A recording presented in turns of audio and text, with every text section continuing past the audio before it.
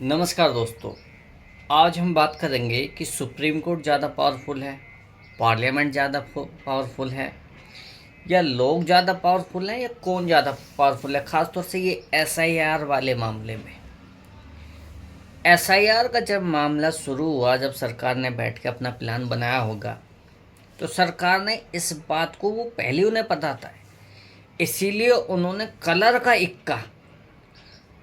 का इक्के को उन्होंने खास तौर से जानबूझ के उस डॉक्यूमेंट में शामिल नहीं किया था। नहीं तो वो चाहते तो शामिल कर देते, क्योंकि वो कोई रिलेवेंसी है ही नहीं।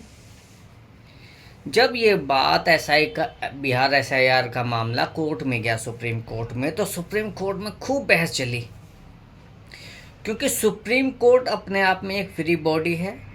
तो जो इलेक्शन कमीशन है वो भी एक फ्री बॉडी है। ऐसा नहीं कि इलेक्शन कमीशन के मामले में सुप्रीम कोर्ट दखलंदाजी कर सकता है, ऐसा कभी नहीं कर सकता, वो टांग नहीं अड़ा सकता। और ये बात इलेक्शन कमीशन को पहले से ही पता थी कि जो सुप्रीम कोर्ट है, वो ये जो बाकी जितने भी हैं वो इस आधार वाले पॉइंट पे ज़रूर आएंगे। तो जब उसकी हियरिंग कंप्लीट हुई, तो कंप्लीट होने पे इन्होंने क्या करा, इन्होंने कहा भाई आधार कार्ड को मेंशन कर लो। इलेक्शन कमीशन ने कहा ठीक है जी, हम आधार कार्ड को मान लेते हैं। अब एक बात बताओ, आपका आधार कार्ड है या नहीं है, इससे क्या फ़र्क पड़ेगा? कोई फ़र्क पड़ेगा? इलेक्शन कमीशन ने, देखो, जितने भी आप अपोजिशन को देख लो, या बंगाल की सरकार को देख लो, उससे लेफ्ट की सरकार को, या पीछे जो रोहिंग्या बांग्लादेशी कैसे भी देश में घुस गए, ठीक है, क्या सरकार को बात नहीं पता थी? सरकार को बात पता थी। तो जब उन्होंने देखा कि स्टेट गवर्नमेंट ने पूरी छूट दे दी है, तो जब पूरी छूट दे दी है तो उन्होंने एक बार कलम चलाई, काम कर दिया। कलम चलाते ही उन्होंने क्या करा, उन्होंने देखो कौन सा डेटा लिया है, मतलब 31 दिसंबर 1986 को अगर आप भारत में थे या भारत के सिटीजन थे, प्लस आपके पास अगर वोटर आईडी कार्ड था, ख़ास तौर से ये जो बाहर के आए पड़े हैं, क्योंकि जो यहाँ का सिटीजन है, ठीक है, वो तो प्रूफ कर देगा कि भाई मैं यहाँ का हूँ, मेरे फादर यहाँ के हैं, मेरे दादा यहाँ के हैं, मेरे परदादा यहाँ के, वो बता देगा कहाँ रहते थे। लेकिन जो बाहर से आया पड़ा वो कैसे बताएगा? तो इसीलिए जब इलेक्शन कमीशन बैठा इस टाइम 2025 के इलेक्शन में, उससे पहले इसने एसआईआर शुरू करा, तो जब वो 2025 में वो बैठा तो उसने कहा 2025 में मान के चलो, या तो किसी का वोटर आईडी कार्ड बन चुका होगा या अब बनेगा। मान लो उसका वोटर आईडी कार्ड अभी बना है, ठीक है, तो इसका मतलब वो 18 साल का हो गया तभी उसने फॉर्म भरा है। और जब वो 18 साल का हो गया तो जाहिर सी बात है, जो उसका बाप है उसकी उम्र भी तो 18 साल से ज़्यादा होगी, तो दोनों को मिला के हो गया 36 साल, ठीक है। तो इलेक्शन कमीशन ने बिल्कुल तरीके से उसमें 39 साल का डेटा ले लिया। आप देख लो, 1986 1 जनवरी अगर 1987 के बाद कोई भी पैदा हुआ है तो उसको अपने साथ साथ अपने फादर या रिश्तेदार का तुम्हें वो वोटर आईडी कार्ड लगाना है, ठीक। अब उसमें जाहिर सी बात है, अगर जो 1986 या 87 से पहले का जो होगा, तो जाहिर सी बात है 20 साल उसमें भी जोड़ दो, तो 87 से 20 साल जोड़ दोगे तो 67 आ जाएगा, तो 3 पीढ़ी आराम से आ गई।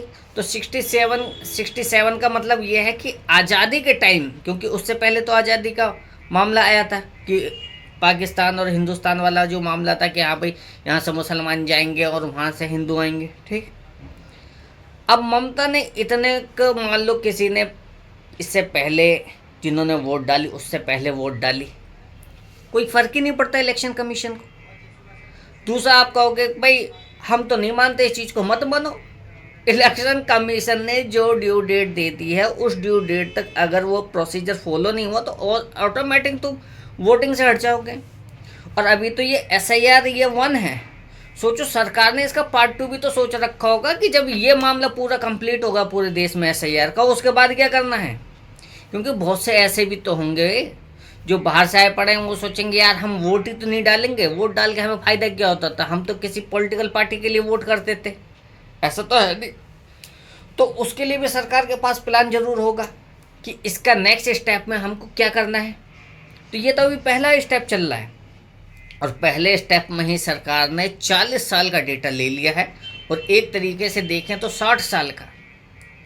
अब 60 साल में भी उन्होंने जो 13 कॉलम दे रखे हैं, 13 कॉलम में कि हाँ भाई बैंक अकाउंट आपकी ने 10th कर रखी हो, कोई सरकारी रिकॉर्ड विकॉर्ड, मतलब कुछ भी हो, फिर वो चल जाएगा। क्योंकि सिर्फ आधार कार्ड बनवा लेने से, पैन कार्ड बनवा लेने से, वोटर आईडी कार्ड बनवा लेने से ऐसे नहीं आपको सिटीजनशिप मिल जाएगी। सिटीजनशिप किसी भी देश में इतना आसान नहीं होता। सरकार ने एक बार चाह लिया, वो काम हो गया। अब ममता के, अब देखो ये सारे कूद के गए सुप्रीम कोर्ट में दोबारा। सुप्रीम कोर्ट ने भी क्लियर कह दिया कि देखो भाई, ये काम इलेक्शन कमीशन का है, कि इलेक्शन कमीशन को अगर लग रहा है कि उसको वोटर वेरिफिकेशन करना है, तो हम उसको रोक नहीं सकते कि तुम नहीं करोगे, क्योंकि वो भी अपने आप में फ्री बॉडी है, ये भी फ्री बॉडी है। आपने देखा होगा कि जो सेंट्रल गवर्नमेंट और सुप्रीम कोर्ट, अभी सुप्रीम कोर्ट ने क्या करा रिसेंटली कि जितने भी ये ट्रिब्यूनल हैं, तो ट्रिब्यूनल में सरकार अपॉइंटमेंट करती थी जजों का, तो उन्होंने कह दिया नहीं, अब जज का अपॉइंटमेंट जो है वो सुप्रीम कोर्ट ही करेगा।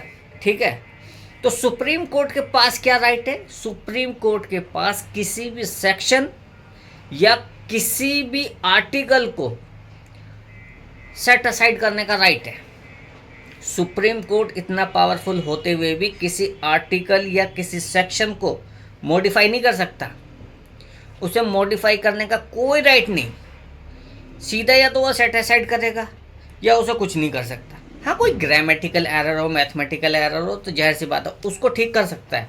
बाकी सुप्रीम कोर्ट के पास कोई पावर नहीं। और पार्लियामेंट के क्या पास पावर? अगर पार्लियामेंट ने कोई कानून बना दिया तो या तो सुप्रीम कोर्ट उसे एक्सेप्ट करेगा या उसे अनकॉन्स्टिट्यूशनल कह सकता है। बाकी वो उसमें कोई मॉडिफिकेशन नहीं कर सकता कि हाँ भाई तुम इसमें ये कर लो, वो कर लो। हाँ, अपनी तरफ से वो सजेशन दे सकता है, सजेशन माने ना माने ये सरकार का राइट होता है, उसमें सुप्रीम कोर्ट कुछ नहीं कर सकता। जैसे अभी ये तुम्हारा प्रेसिडेंट वाला रूल था, प्रेसिडेंट और गवर्नर का, कि वो अपने पास बिल रख सकता है या नहीं रख सकता। फाइनली सुप्रीम कोर्ट ने कहा नहीं भाई, ये उनका अपना मामला है, क्योंकि जब तक कोई कानून नहीं बन जाएगा बिल, तब तक तुम हमारे पास नहीं आ सकते। उससे पहले वो एक ड्राफ्ट है, तो ड्राफ्ट क्योंकि लागू नहीं होता है, जब कोई कानून बन जाएगा तब हम उसकी वैलिडिटी को चेक करेंगे कि हाँ ये कॉन्स्टिट्यूशनल है, अनकॉन्स्टिट्यूशनल है, किसके राइट्स को इन्फ्रिंज कर रहा है, नहीं कर रहा है। उससे पहले जो है ना, हम इस चीज़ को बिल्कुल भी नहीं देखेंगे। और ये सीधा सीधा जो है, इसीलिए नहीं तो देखो उसमें कितनी तगड़ी बहस चली है, काफ़ी दिन उसमें लगातार हियरिंग चली है, जिसमें अभिषेक मनु सिंघवी से लेके कपिल सिब्बल और बड़े बड़े नाम जो सुप्रीम कोर्ट में अपीयर होते हैं, जिनकी एक एक दिन की अगर हम अभिषेक मनु सिंघवी को देखें तो उनका एक दिन में 15 से 20 अपीयरेंस रहती है उनकी, एक दिन की। और एक अपीयरेंस का उनका जो चार्ज है वो तकरीबन 25 से लेके 35 लाख रुपए सुप्रीम कोर्ट में, वो भी तब जब वो लॉ फर्म के लिए अपीयर हो रहे हैं जिसमें कि रोज़ काम मिलता है। तो इसका मतलब उनका जो रोज़ का मामला है वो कई करोड़ का रहता है। जिस दिन भी वो अपीयर करते हैं तो 3 से 5 करोड़ की उनकी बिलिंग एक दिन की रहती है। इतना बड़े लॉयर जो हैं, क्योंकि हज़ारों करोड़ के मैटर में वो अपीयर होते हैं, ऐसे नहीं है कि वो छोटे मोटे किसी मैटर में अपीयर होते हैं। और अगर किसी छोटे मोटे मैटर में भी अपीयर होते हैं तो जाहिर सी बात है, जो जिस पार्टी के साथ वो खड़े हैं उन पार्टी के हेड का फ़ोन आता है कि हाँ आपको इस मैटर में अपीयर होना है। नहीं तो ऐसा नहीं तो लोगों की औकात नहीं है कि वो उसे हायर कर ले, चाहे उसके पास कितना ही पैसा हो, क्योंकि पैसा होने से आप उस लॉयर को हायर नहीं कर सकते। आपके पास पैसा है ठीक है, लेकिन ऐसे नहीं आप कहोगे मेरे पास पैसा है तू बता कितने फीस लेगा, उससे कोई फ़र्क नहीं पड़ता। अभी शाहरुख खान के लड़के के मामले में, तो शाहरुख खान के लड़के के मामले में जितने भी लॉयर अपीयर हुए पर्सनल लेवल पे, जिन्होंने केस लिया भी होगा, तो एक एक लॉयर ने कम से कम 10 करोड़ रुपए चार्ज किया होगा उस पूरे मैटर के लिए। ऐसे नहीं कि वो कोई 2 लाख 5 लाख 10 लाख 20 लाख में मामला छूट गया होगा। चाहे वो बॉम्बे का लॉयर हो, चाहे ये दिल्ली के सुप्रीम कोर्ट वाले, इन्होंने बहुत हैवी चार्ज किया और उसमें भी जब उसने माना होगा कि ठीक है भाई इतना, कि तब जा कर के, नहीं तो इतने बड़े बड़े लॉयर क्या है पर्सनल लेवल पे किसी के लिए अपीयर नहीं होते, या तो वो सरकार की तरफ से अपीयर होंगे। जैसे हरीश साल्वे जी है, उन्होंने सरकार से सीधा कह रखा जी मुझे कुछ नहीं बनना, ठीक है, मुझे एस जी फलाना ढिमकाना मुझे नहीं बनना कुछ भी, ठीक है, लॉ मिनिस्टर होम मिनिस्टर कुछ नहीं बनना मुझे, लेकिन मैं आपके अगेंस्ट में कभी खड़ा नहीं होऊंगा। और आपको जब मेरी जरूरत पड़ेगी, जब आप कह दोगे किसी मामले में या डायरेक्शन हो जाती है कि हाँ भाई इस मामले में आपको खड़ा होना है, तो उसमें खड़े हो जाते हैं। फिर वो अच्छे अच्छों को लॉ सिखा देते हैं कि आ जाओ भाई, कि जितनी तुम्हारी प्रैक्टिस है उससे जितनी तुम्हारी उम्र है उतनी हमारी प्रैक्टिस है। और सबसे बड़ी बात है, जो सुप्रीम कोर्ट के लॉयर है उन्हें पूरी दुनिया के कानूनों का ज्ञान है। ऐसे नहीं कि उन्हें सिर्फ भारत के ही कानूनों का ज्ञान है, उन्हें पूरे वर्ल्ड में जितने कानून हैं उनका ज्ञान होता है। तब जाके जो है ना ये बड़े बड़े दिग्गज, ये जो बड़े बड़े नाम आते हैं ना, नाम ऐसे नहीं आते हैं क्योंकि इन्हें वर्ल्ड वाइड केस लड़ने पड़ते हैं। इन्हें वर्ल्ड वाइड केस लड़ने के लिए ये जाते हैं जो बड़े बड़े नाम हैं। ऐसे नहीं कि वो भारत में ही रहते हैं। और फिर आर्बिट्रेशन जैसे मैटर तो बहुत ज़्यादा है, उसमें बहुत अच्छी फीस मिलती है। जितने भी ये लॉ फर्म हैं, तो जितने भी ये तुम्हारा एक्विजिशन होता है कंपनियों का, तो उसमें तो परसेंटेज मिलता है सीधा, कि मान लो कोई कंपनी है एक्स कंपनी की वैल्यूएशन है 1 लाख करोड़ रुपए, एक्विजिशन होना है, ठीक है, उसने कह दिया कि ठीक है भाई 1%, 2%, आधा परसेंट, इस तरीके से तो उनको पेमेंट मिलती है। या कि भाई इतने पैसे देंगे और इतने शेयर दे देंगे, आप कैसे भी करो। तो उसमें एक्विजिशन एंड मर्जर जो है उसमें सबसे ज़्यादा पैसा है वर्ल्ड वाइड में, क्योंकि आपने अगर वो एक्विजिशन करा दिया दोनों कंपनियों के बीच में बैठ करके, तो बल्ले बल्ले कंपनी की भी बल्ले बल्ले, आपकी भी बल्ले बल्ले, और कंपनी की हो ना हो आपकी बल्ले बल्ले जरूर हो जाती, क्योंकि आपको इतना पैसा मिलता है कि बेशुमार। क्योंकि इसीलिए बड़े बड़े जो लॉ फर्म है उसमें आप देखोगे कि जो उनके यहाँ मुंशी भी जो काम करते हैं ना, उनकी सैलरी भी 2-2, 3-3 लाख रुपए, 5-5 लाख रुपए होती है, जितनी अच्छे अच्छे कलेक्टर और डीएम और ये जजेस की नहीं होती। उससे ज़्यादा वहाँ के मुंशियों की सैलरी होती है। भारत के अंदर सुप्रीम कोर्ट में ऐसे ऐसे लॉ फर्म बैठे पड़े हैं, जो लॉ फर्म हैं ये सुप्रीम कोर्ट के आसपास, वो इतने बड़े बड़े लॉ फर्म हैं कि उनके मुंशियों की सैलरी इतनी है कि आदमी सुन के हिल जाए।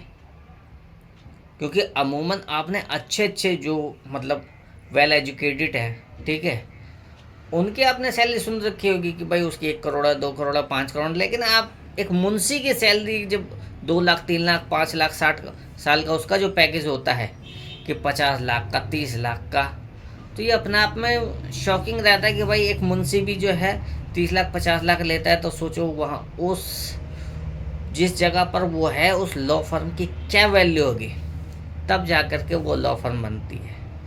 मेरे साथ प्रॉब्लम क्या है, मैं अगर किसी पार्ट में घुसूंगा तो उसकी जितनी ब्रांचेस होती है तो मैं उसमें घुसता चला जाता हूँ, क्योंकि उससे पहले मेरा मामला नहीं बनेगा। अब देखो शुरुआत हमने एसआईआर से करी, एसआईआर जो होते होते होते होते कहाँ मुंशियों तक पहुँच गए।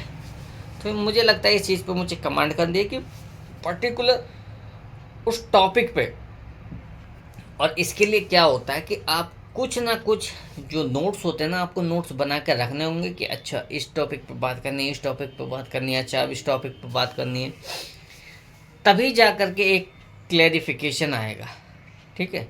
नहीं तो उससे पहले मुझे लगता है किसी भी टॉपिक पर बात करने पे उतनी क्लैरिटी नहीं आएगी।